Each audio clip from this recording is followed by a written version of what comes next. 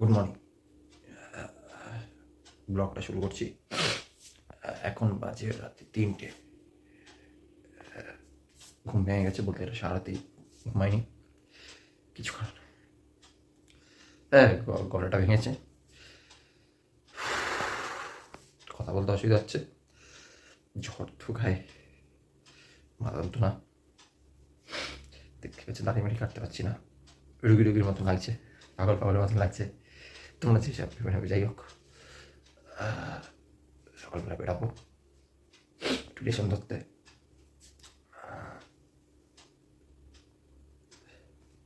যাই হোক, রেশন ধরতে বেরিয়ে কথা হবে। এখন একটু বিশ্রাম নিয়ে নিই, আজকে আর মর্নিং ওয়াক যাবো না। বিশ্রাম ঘরটা নিচ্ছি। মারাত্মক মাথা ব্যথা করছে, জ্বরে বৃষ্টিতে ভিজেছে তো।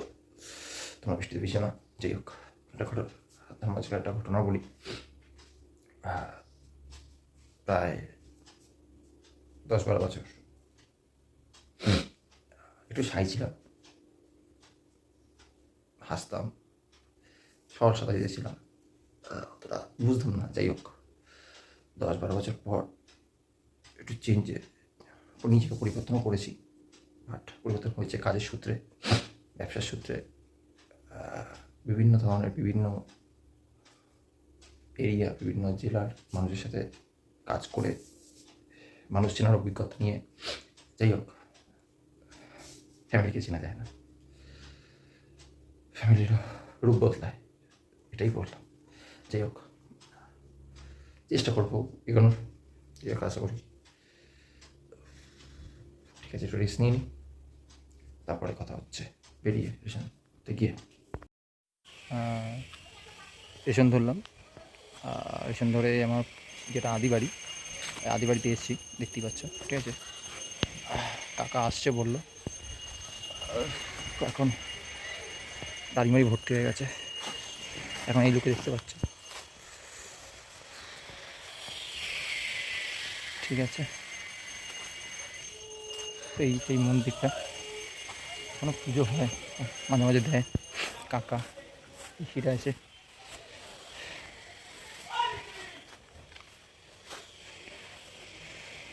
এই যে নারকেল গাছ দেখতে পাচ্ছ, এখানে অনেক নারকেল গাছ ছিল, কাঁঠাল গাছ ছিল, আর এখানে অনেক লঙ্কা গাছ লাগানো আছে। সব সে পুরোনো দিনের, সে বাবা লাগিয়ে তো কাকা লাগিয়েছে, অনেক গাছ লাগানো আছে এখানে, দেখতেই পাচ্ছ। এই যে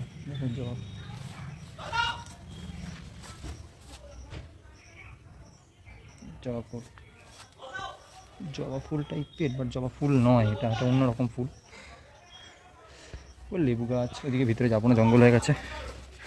আমার এই ফুলটা খুব ভালো লাগে, দেখে না।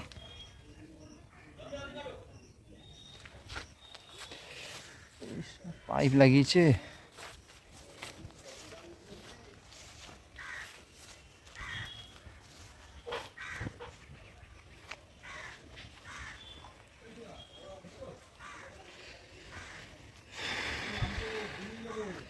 এখন একটু কাকার সাথে কথা বলে তারপরে আমি একটু পিসি বাড়ি যাবো।